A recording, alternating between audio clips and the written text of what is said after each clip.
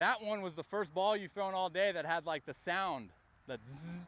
So in the beginning of our lessons, essentially, when we first started, we identified multiple deficiencies within the arm path, right?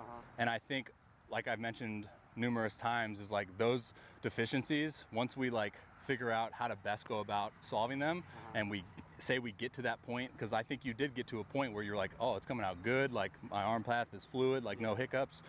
You can just tell when it's a bad one because I'll pull it. Well, here's the thing, is because I think we put a lot of different modalities in place to find the like solution, and be completely honest with me, like, did you maintain that type of work? No, definitely not. Yeah, exactly. So I think the biggest encouragement after like watching you is we still got to hammer those things, dude, because once we figure it out and like we get it to a point where it's like our sweet spot, it just doesn't go away, right? Because you got to think, like, you've been throwing a certain way for X amount of years, right?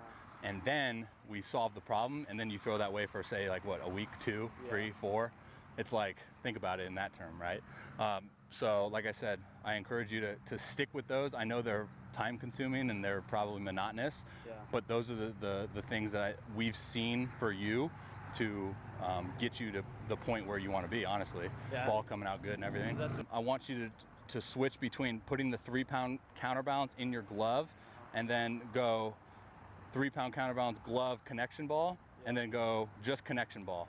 And we'll try to just get you to start feeling like, okay, which one of those is the sweet spot, right? Like, which one of those feels good? So then the next goal after that is take out the modalities and then throw, and then see what the difference is between those two feelings. Kind of identified one of his biggest flaws, and that was that he had a little bit of hitch in his arm as he kind of, went up into go throw, which was preventing him to, in my opinion, to really maximize, everything.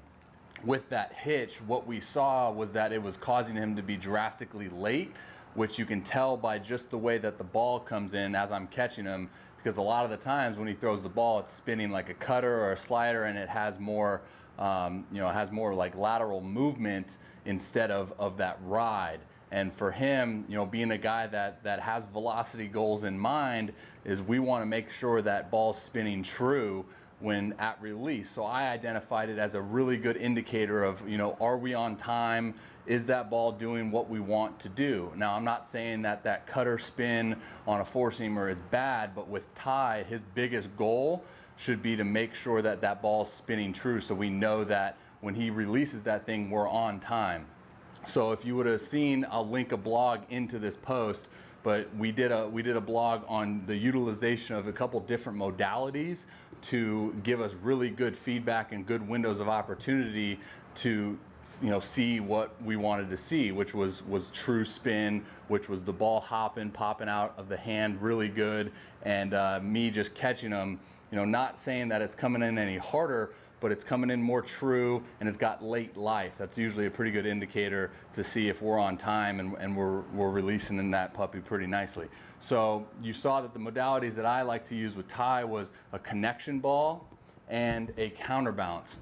So we did preset stuff in regards to kind of a warm-up throw and even some rocker throws, where we preset his hand into the position that we want to see at front foot strike, and then we threw a counterbalance in his glove arm to just give that feedback of what it feels like to be synced up naturally, equal opposite on time, and we had success. Even though he's throwing like at 50 to 60%, we see that the ball comes out spinning more true, and that's just counterbalance and connection ball. Just hammer those reps and instill those efficient positions, and hopefully over time, the more usage of that is the motion memory will kick in. And I even told him in this lesson today that even throw counterbalance in your glove when you're long tossing, because for him, you can tell, he even says it is like, when he's good, like he knows he's good, but when he's bad, it's really, really bad. He's cutting balls off, inconsistent release point, and we want that thing to come out true, right? We don't want to have to fight super hard with our arm because it's dragging behind.